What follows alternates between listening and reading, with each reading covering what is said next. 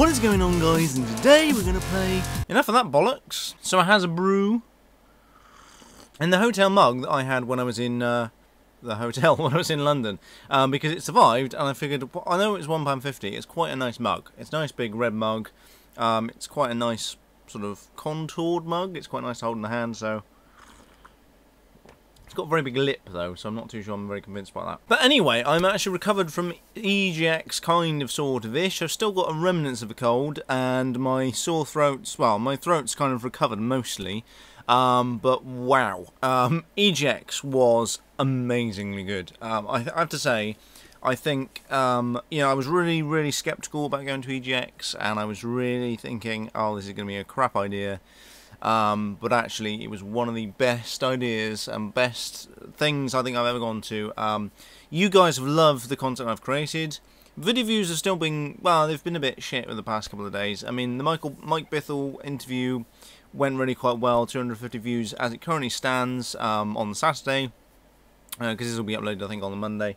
The trouble I found with, you know, I'm not a view hoard. I don't really care too much about views, but considering how much time myself and Steve, my cameraman, put in, it's always nice to be rewarded with, you know, with views and with appreciation and stuff. The trouble is with YouTube, it's like, really, you only really want to be uploading one video or two videos maximum a week. The trouble is, we've got so much EGX content to upload that really it's going to be one a day. I think it's going to be one a day for the next week as well. Things like, well, the trouble is, what we did was, we did an interview with some of the indie devs talking about their game, and then we did another interview afterwards about getting into the gaming industry and stuff like that. So that kind of like Mike Bithell interview we did, there's going to be lots more of that coming this week. We spoke to Jack from Congo. He's, well, from Innocent Devils, actually. He made a game called Congo. That looks effing amazing. We spoke to Jen from Cherry Pop Games, who made Poor Nation Effects. That looks really good. We spoke to Ted from Creature Battle Lab, well, which is actually Dojo Arcade. But so we spoke to loads of these people, and so because of that, we've got like this extra, you know, we've got these extra content to upload, and obviously I don't want to upload it like back to back. Well, sort of upload two videos at once, because if I do that, you're going to miss it, and YouTube sub boxes are really crap. Talking about YouTube sub boxes, what I want you to do is I want you to go to my channel page, youtube.com/AsYouChill, and in the top, I think it's the top right hand corner, there's a gear icon, and it should allow you to be notified whenever I upload new shit, because sub boxes on YouTube are just crap. They seem to break more often than not, and which is really annoying, and I sort of don't really want you guys to lose out on anything. I'm also wearing my Zelda shirt today, my Zelda gaming shirt, because why not? I dug it out and I forgot I had it, and this would have been a better t-shirt to wear to Eurogamer than, or EGX, than my Lego tee, but actually lots of people like my Lego tee, so from Looney Cartoony, because it is a really good t-shirt. I might see if I can try and maybe get a job lot of them, maybe give them out, because loads of people are really keen on that kind of stuff. Oh, talking of competitions, one thing I haven't even mentioned in Brew Time for ages, competition is closed, obviously. It all got won by several people. I still got 2 packages to send, and the reason it's taking me so long to send them is because it's having the time to do it, and it's been raining. I've been going to EGX, I've been doing this, I've been doing that, and been doing the other thing, so I haven't had a chance to go to the post office to post these last 2 things. They're nothing special, they're only mugs and stuff. They're like 3rd and, might be 4th and 5th prizes perhaps. But yeah, so they're sort of on their way, well, I say they're on the way, they're still here, I just need to send them off. The competition was a really good, in the end, a really good success, because the people that won it, or ended up winning it via Rafflecopter, were people that have been fans for a while, so that's really good. You know, they're all people, all of them have been people that, you know, have supported the channel for ages, which is really good. Because one thing that I noticed with the competition was basically you had loads of people that just wanted free shit and didn't actually really want to support anything to do with that. Now, the reason I think that happened is because I used Rafflecopter, and because I used Twitter, and because I used this and the other, and people obviously jumped on that bandwagon and got involved that way. I mean, it's a good way of, you know, increasing likes. I mean, that Facebook page now has 103 likes, which is good, but I wasn't in it for getting more likes and more views. I was more in it for giving back to you guys, because that was kind of the whole point. So it's kind of annoying that, you know, they jumped on the bandwagon and tried to kind of, you know, hijack it. I did then end up having to change the terms and conditions, and I did end up having to put a post out basically saying that you've got to support my shit. I had a bit of a falling out with some parent or other because I basically told them no. They wanted to enter the competition. I basically said, well, unless you've supported my content throughout, then no, that's not going to happen. I'm just going to disqualify you from the competition, which sounds really harsh, but it wasn't for getting new viewers and new subscribers and new anything else. It was to give back to you lot.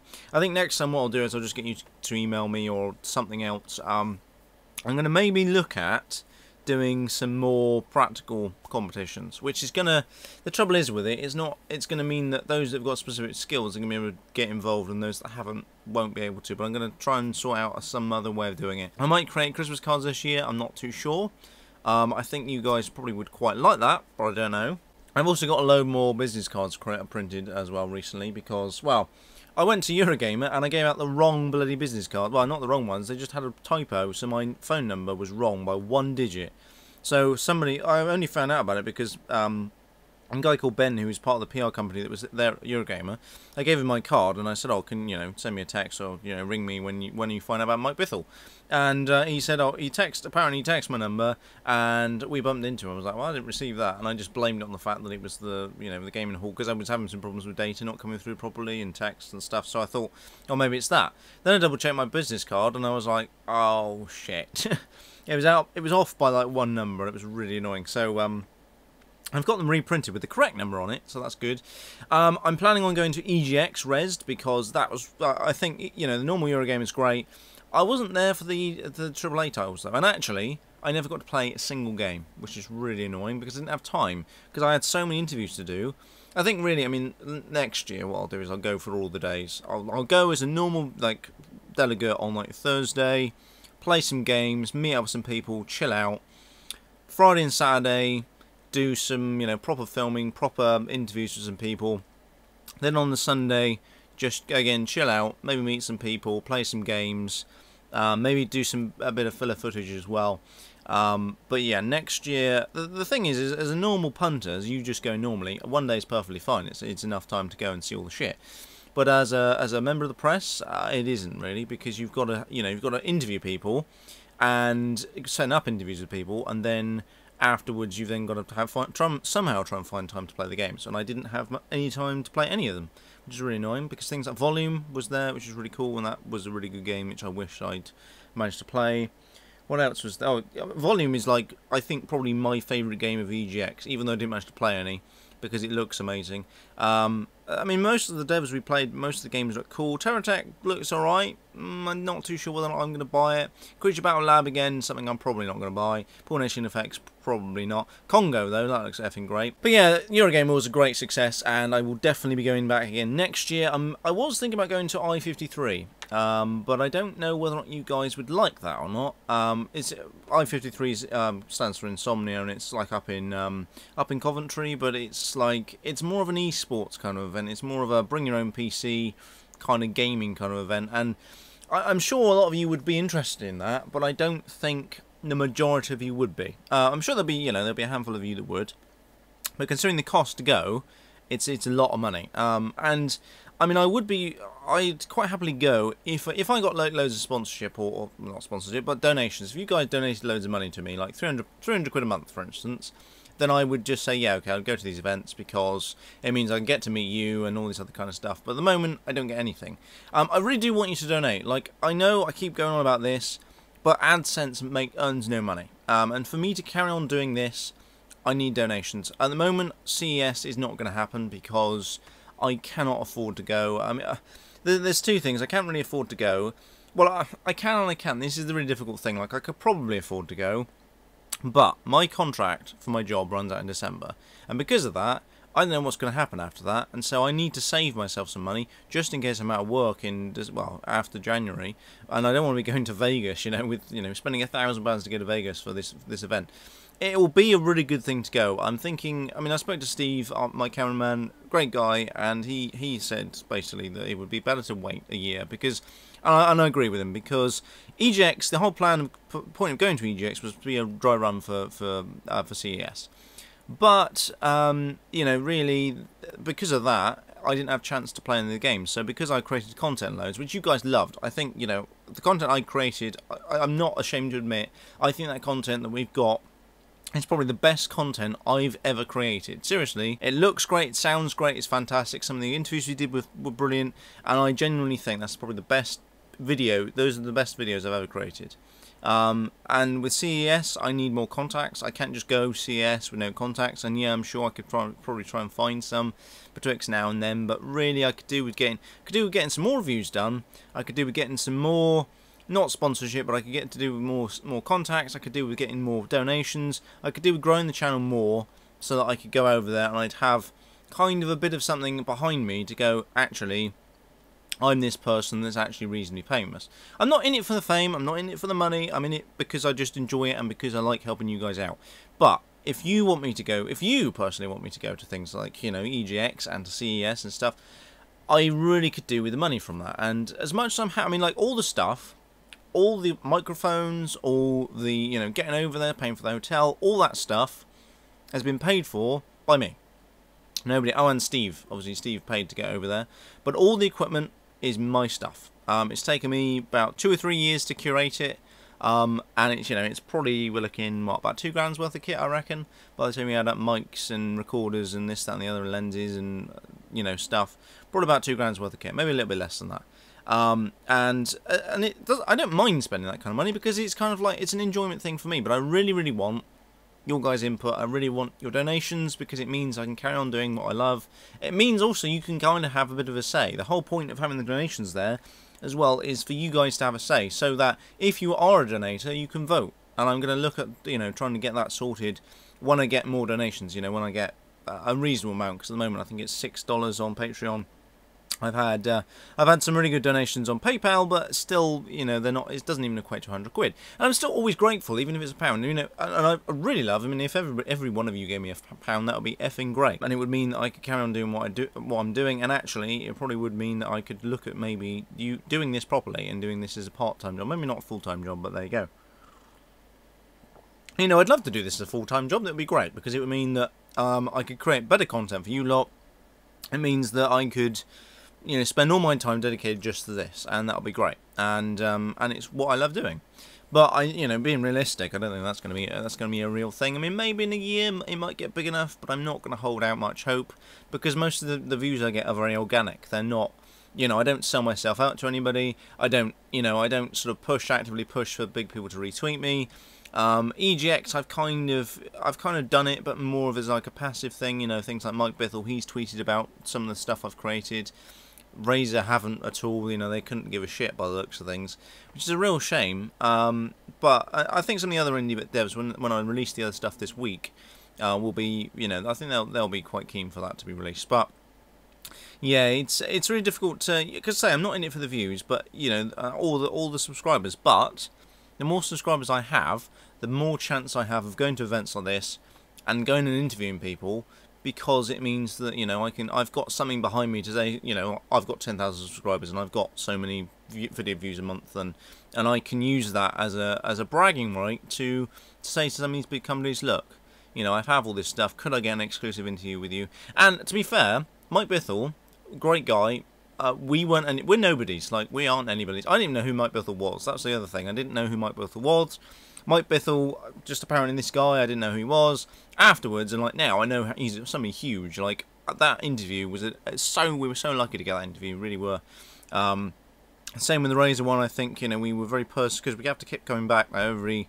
I think we went back 5 times. I think in the end to try and track down the PR guy Nick, because he was sorting out Syndicate, and you know, that interview was quite, it wasn't necessarily an exclusive, but it was quite lucky we managed to get it, and we managed to go and sit in the Razer bus for a while, and we managed to get stupidly close to Syndicate. Not that that really matters, but there you go. There will be a gag reel, because there's some fantastic outtakes. Some of the things, the camera's not rolling, but the audio's still going, and there's some fantastic things. There was a woman. What I'm going to do with the outtakes is I'm going to have to narrate the outtakes, so you kind of get a bit of context, because some of the stuff are taken out context is a bit weird.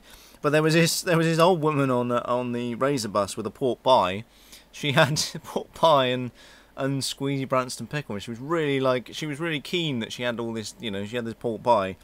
And yeah, she was such a thirsty bitch. It was hilarious. Yeah, there was a few other sort of things that kind of came out of that. There's some really great outtakes from the Razor interview. There's some great outtakes from the Mike Bithell interview. There's some great outtakes across the board, I think, with all sorts of stuff. So I'm going to do a gag reel for that, because that'll be really good. But anyway, that's enough of me talking about EGX. I say I'll be going to EGX Resd. Maybe Insomnia. If you guys really want me to go to Insomnia, let me know. If you think it's a really good thing that I should be looking at doing, let me know. Tell me what you want, because this is all about you guys. And say that the plan eventually would be to, those that donate have a say in what the channel does, has a say in what kind of reviews I do, has a say in what kind of events I go to, has a say in kind of where this goes. Because I don't want to be one of these kinds of people that sells myself out. I don't want to become one of these kind of people that's really arrogant and very dickheadish and, you know, creates content that's just kind of really demeaning to my subscribers and stuff. So I think that's kind of where I want to go with it. But anyway, Windows 10. So Microsoft released Windows 10, not Windows 9, and there's been some speculation as to why it's been called 10. Some people have said that basically because Microsoft are sloppy coders, what they've done is that apparently because we used to have Windows 95 and Windows 98, when it sees Windows 9 anything, it thinks it's one of those three, and so it thinks it's an older version of Windows than it actually is. So that's why they've skipped to 10. That's kind of what people are saying. I think that seems a bit weird, but I suppose that kind of makes sense. Some other people were also saying that when they were calling it Windows 10, because essentially Windows 8.1 is Windows 9, and then Windows 10 is, you know, a nice round number for them to move on to. I don't know. Windows 10 kind of seems a bit too Macified for me. It sounds like what I think it may or may not happen. They've been talking about this, and there's been rumours about this for ages. But was that Microsoft were looking at doing a monthly subscription or a yearly subscription thing for their OS, kind of like Mac does or used to do, where they used to release like a service pack every year and charge you 30 quid for it. I think that's what, you know, by the sounds of things, that's what Windows Microsoft are going to do. Which I wouldn't be adverse to. I think that's a good idea. But at the same time, I don't want to be spending, you know, 30 quid every year for an operating system. So I'd have to pay 30 quid for my desktop, 30 quid for my laptop, 30 quid for a tablet. I don't want to be doing that. The best thing that the Microsoft could do is release Windows for free, because there's no real reason for them not to. They'd be able to concentrate on a lot more stuff. Because if it was free, I mean, not free, it would be free, like, it would be free for consumers, it would be free for OEMs, or not for OEMs, but free for consumers. So, if the likes of you and me went out and bought a retail version of Windows, we get it for free. But the likes of OEMs that put it on laptops, desktops, tablets would have to pay for it, businesses would have to pay for it, things like that, because it's kind of like they're making money off of it, so you kind of expect that.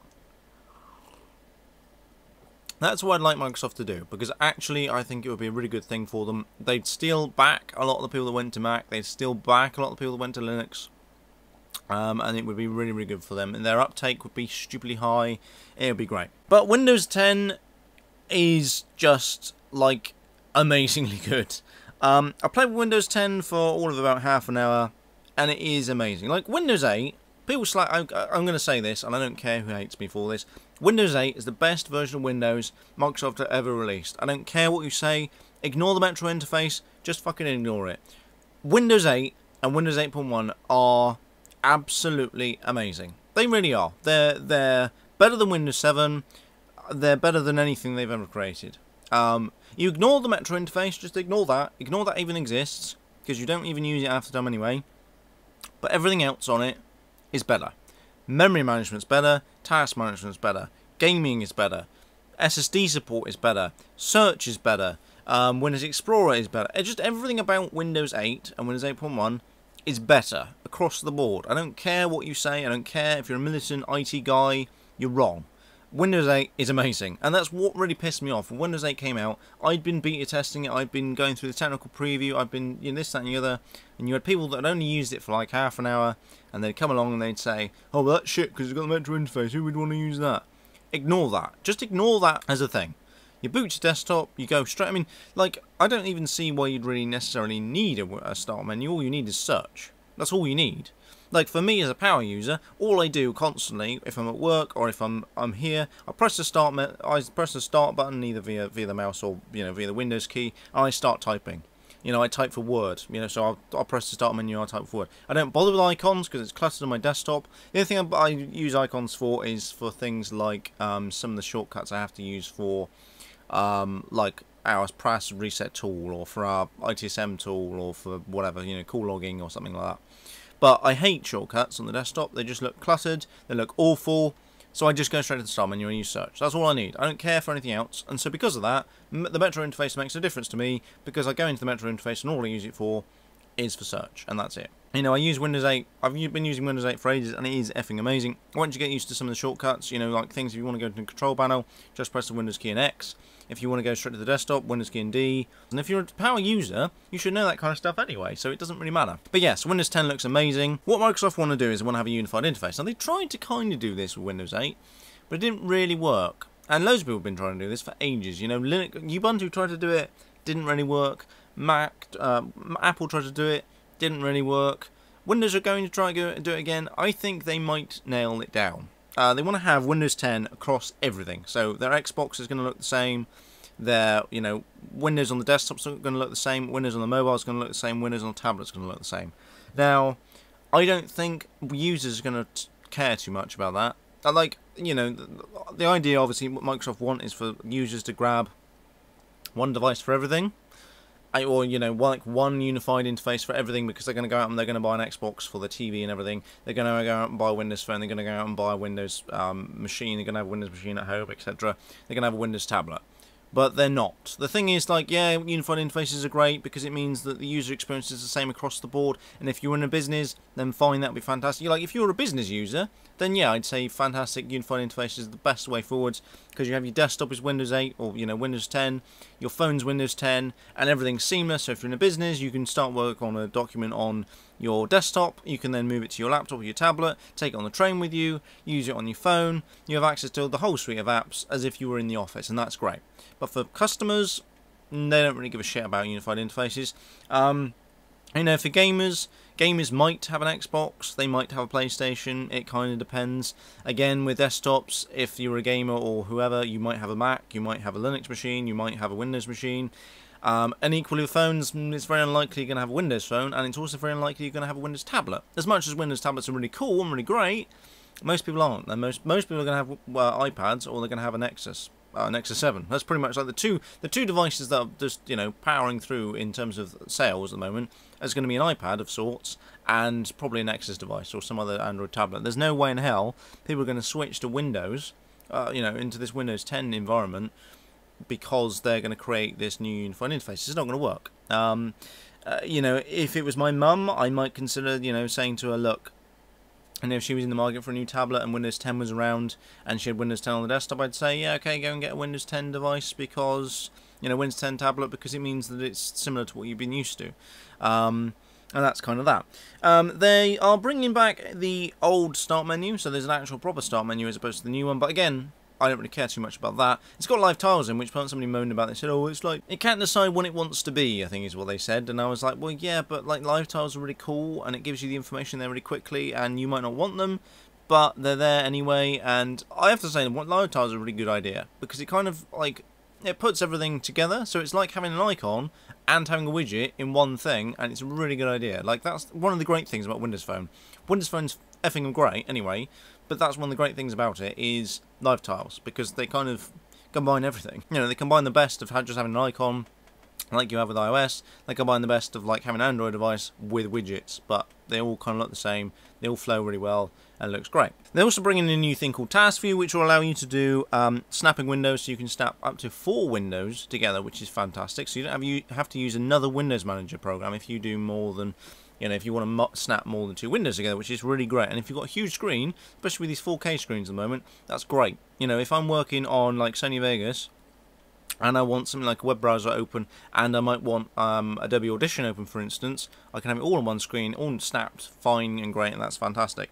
And they're bringing in multiple desktops, multiple virtual desktops. What a great idea! Like, you could kind of do it. There's third-party apps that allow you to do most of all this stuff anyway in Windows 8 and Windows 7 and Windows Vista.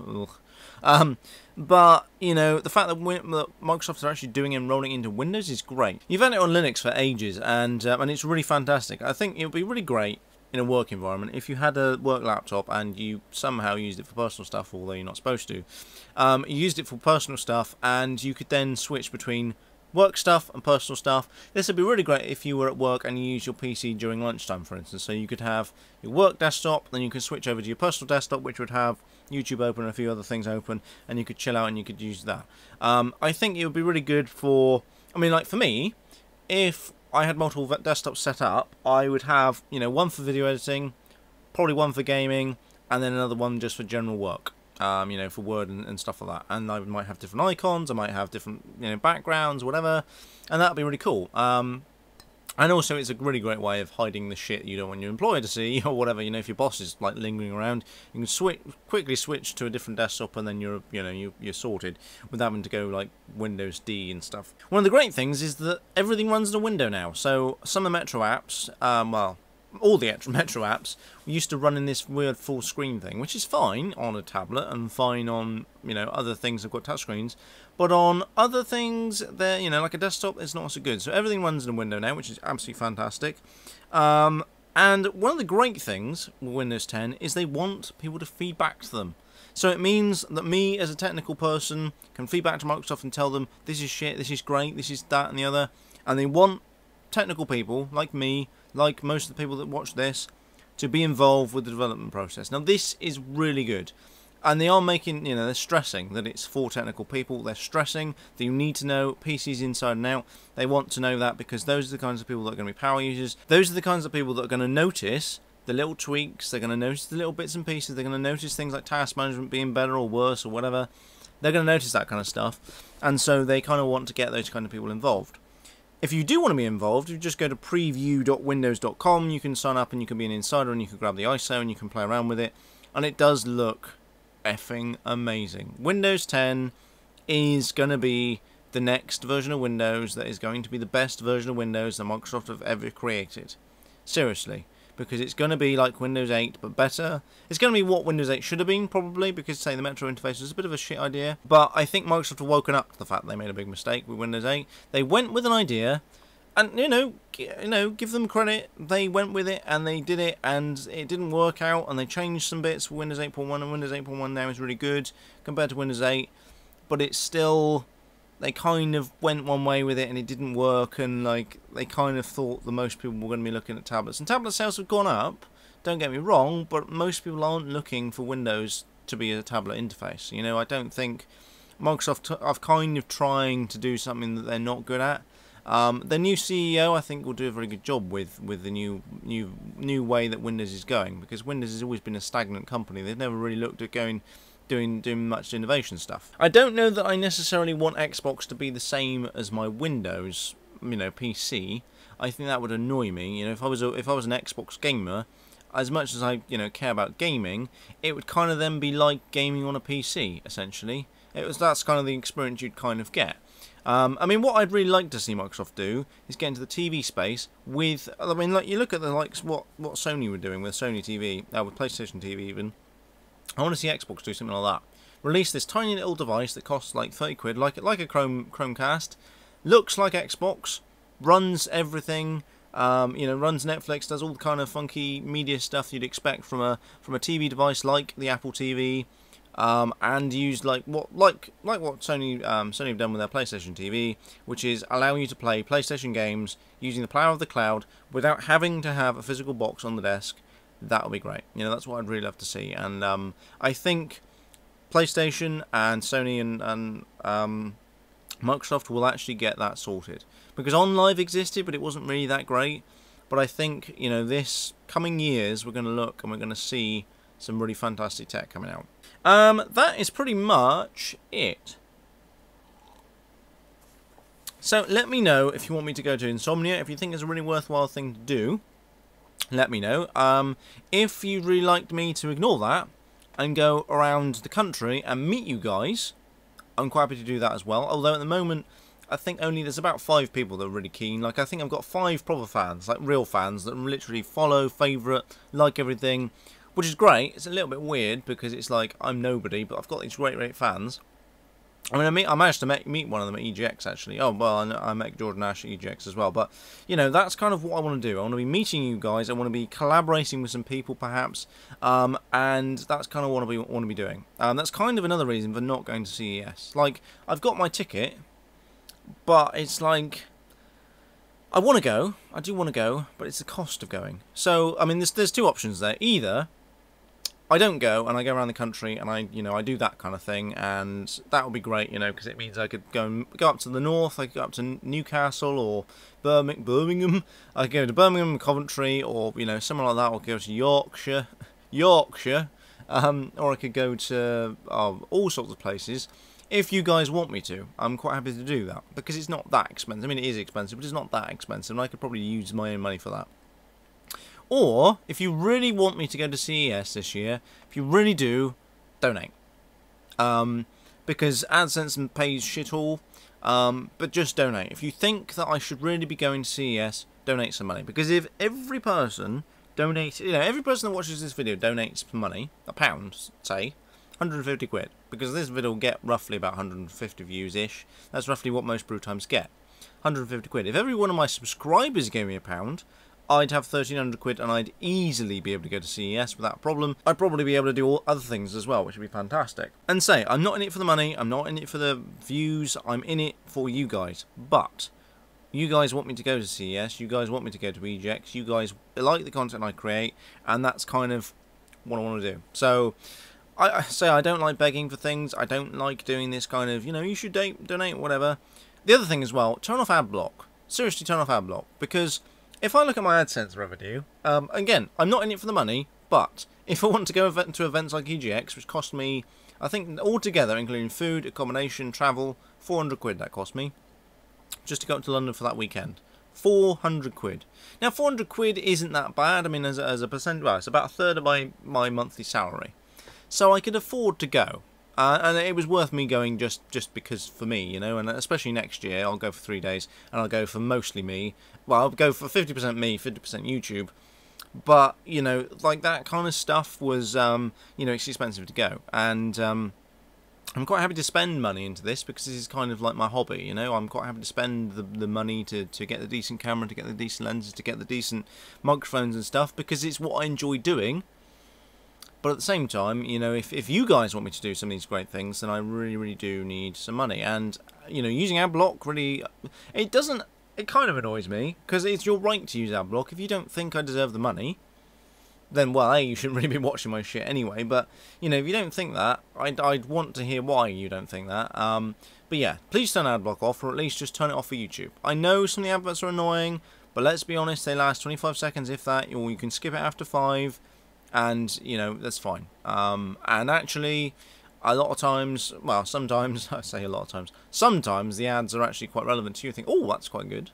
But yeah, just please leave AdBlock alone, because since people have been using AdBlock, since AdBlock came along, since last year, my AdSense revenue is halved.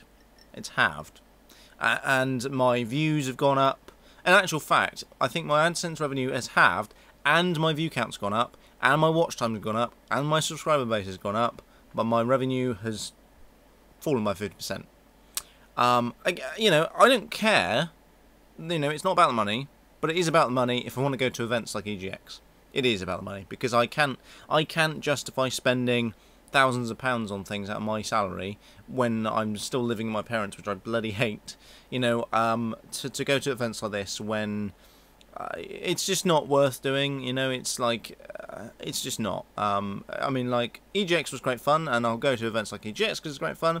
Things like Insomnia probably aren't going to be good fun for me, because it's just literally going to be just going there, because I'm not into like esports kind of stuff like that.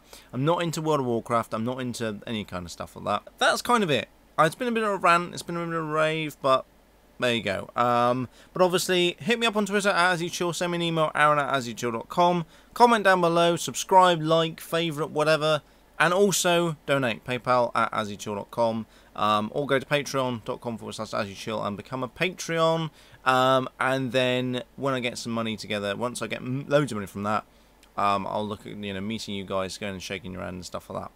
So, yes, apart from that, I shall catch you in a later video. So I'm here at EGX with Mike Bithell, who is creator of Thomas Was Alone. We're just going to talk to him about how he got into the industry, and how sort of you guys as sort of young, ambitious kinds of people want to get into the gaming industry. So, sort of, can you give us a bit of background as to what you do now, and then kind of go from there? Yeah, so I'm an independent game developer. I made Thomas Was Alone, which was a kind of pretentious platformer. I'm now making Volume, which is a stealth game. They come out on everything. You can Google them. They're doing okay. So I'm here at EGX with Nick from Razer. What sort of stuff are you showcasing at Razer today? Okay, so what we're doing here at EGX is we're showing off pretty much everything that Razer does. So we've got console stuff running, we've got a lot of PC peripherals running, which is obviously the core part of our business. We've got our amazing Razer bus here, which is running everything. And the idea basically is that we get everyone to come along, they can try out the Razer products. We've even got them retailing here. We're launching our fall and winter clothing range here as well. And we're just showing everybody what Razer is as a whole and how awesome we are.